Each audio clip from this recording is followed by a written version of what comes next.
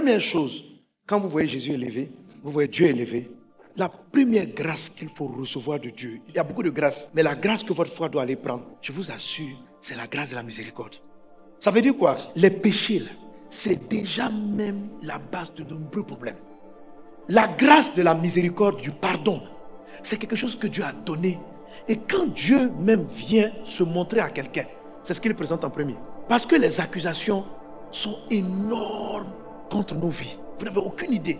Dans le livre de Exode 8, Dieu se révèle à Moïse et puis il dit, l'Éternel, Dieu miséricordieux.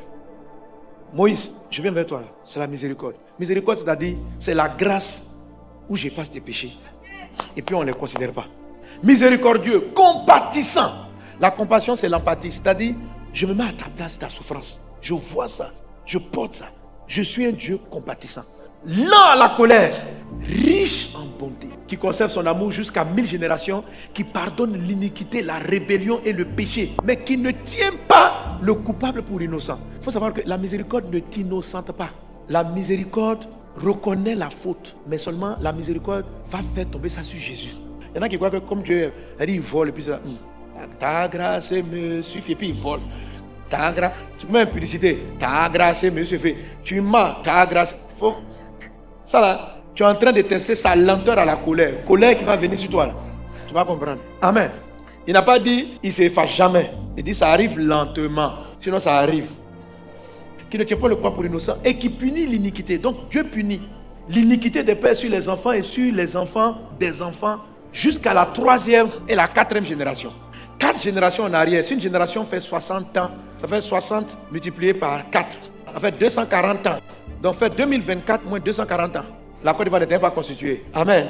Il dit, il punit. C'est-à-dire qu'il y a des péchés que tu es en train d'être puni pour ton aïeul qui est mort en 1744. C'est-à-dire que tu te réveilles un matin, l'enfant est handicapé, tu ne sais pas que c'est. Tu dis, mais j'ai fait quoi?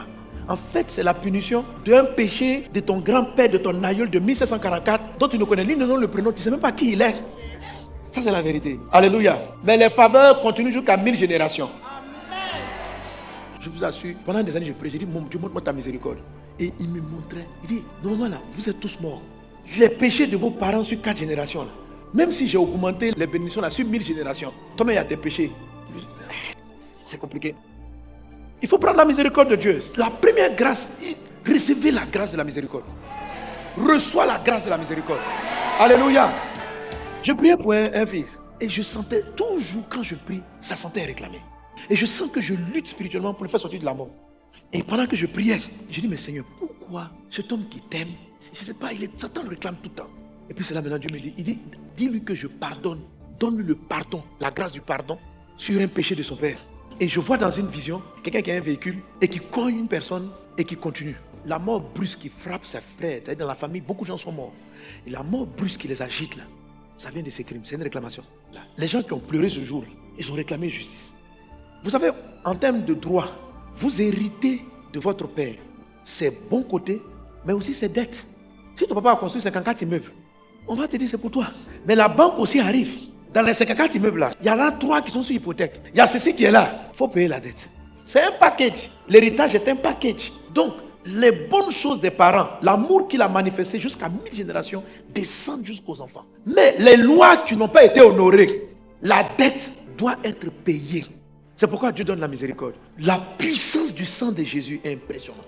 Quand Dieu vient et dit, je pardonne tes péchés, là, il ne traite pas avec ce que toi tu as fait. Il traite sur 4 générations les péchés de ton aïeul, de ton grand-père, de ton arrière-grand-père. C'est pourquoi il dit, par le sang de Jésus, nous avons été délivrés de la vaine manière de vivre de nos pères. C'est-à-dire qu'il prend les parents là, et puis il aligne la miséricorde, extraordinaire miséricorde. Reçois la miséricorde.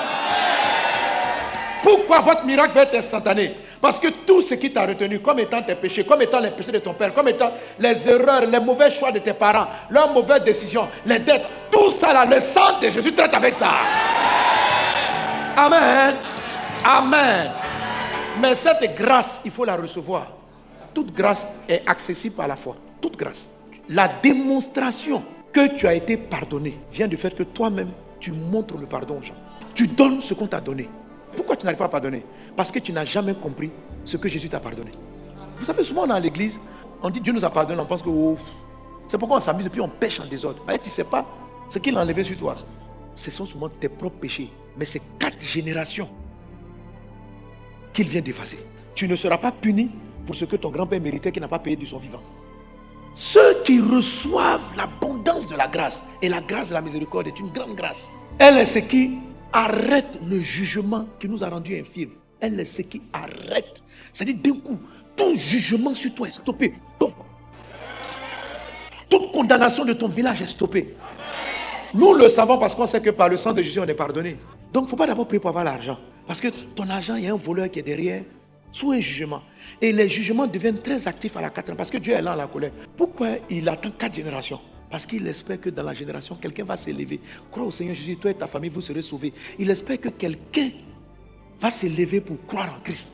Pour qu'il dise, oh, enfin, je peux libérer toute la famille. Il est là à la colère. Parce que s'il doit appliquer le jugement là, personne ne peut être sauvé. C'est pourquoi, avant de détruire Sodome et Gomorrhe, il est parti chercher un juste.